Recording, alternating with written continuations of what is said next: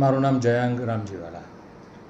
અત્યારે સુરતમાં જે બ્રિજને લઈને સર્વે ચાલી રહ્યો છે એ કઈ રીતે ચાલી રહ્યો છે અને ક્યારથી આ ચાલુ છે? સર્વે એમ તો ગયા વર્ષથી શરૂ થયો અને વર્ષ 2022માં મોરબી દુર્ઘટના બની ત્યાર પછી ગુજરાત રાજ્ય સરકારનું નોટિફિકેશન આવ્યું કે તમારા શહેરમાં જેટલા પણ બ્રિજ હોય તે બધા બ્રિજોના જાળવણી અને મરામત કરાવવા માટે સર્વે કરાવવો જરૂરી છે. તેના માટે આપણે વર્ષ 2023માં પ્રી મોન્સૂન અને પોસ્ટ મોન્સૂન એમ બે સમયે સુરત શહેરમાં જેટલા પણ બ્રિજો આવેલા છે તેનો સર્વે હાથ ધરવામાં આવેલો. એના માટે ટેન્ડર બહાર પાડવામાં આવેલા. ટેન્ડર મંજૂર થયા અને 3 કન્સલ્ટન્ટોને એની સર્વેની કામગીરી સોંપવામાં આવી. કેટેગરી વાઇઝ કઈ રીતે આપણે જે ટોટલ બ્રિજ છે ટોટલ બ્રિજ આપણા 124 સુરત શહેરમાં બ્રિજ છે, તેમાંથી 117 બ્રિજોના સર્વે હાથ ધરવામાં આવેલા. હવે એમાં કેટેગરી કુલ 4 છે. કેટેગરી 1 એટલે સૌથી સેફ બ્રિજ, જેને કંઈ જ કરવાની જરૂર નથી.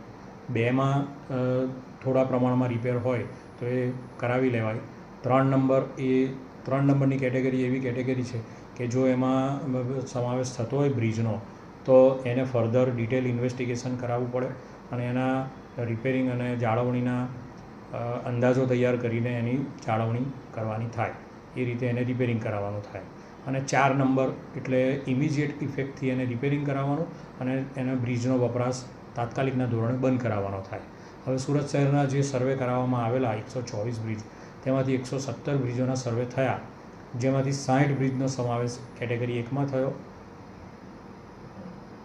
અને 2 નંબરમાં કેટેગરી 2માં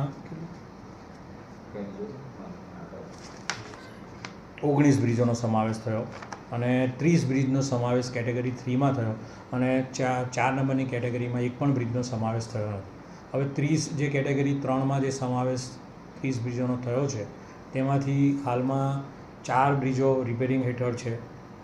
બીજા 10 બ્રિજોનું ટેન્ડર આવી ગયા છે અમારી પાસે અને બાકીના જે છે તે રિપેરિંગના સર્વેના અલગ અલગ સ્ટેજ પર અત્યારે કાર્યરત છે.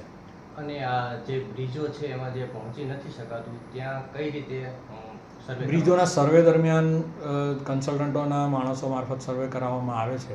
એમાં જે હાઇટવાળી જગ્યા છે કે જ્યાં ઇઝીલી સર્વે ન થઈ શકે, વિઝ્યુઅલ ન થઈ શકે તેવી જગ્યાઓ પર કન્સલ્ટન્ટ મારફત ડ્રોનનો અને એવી ટેકનોલોજીનો હમણાં ઉપયોગ કરવામાં આવે છે.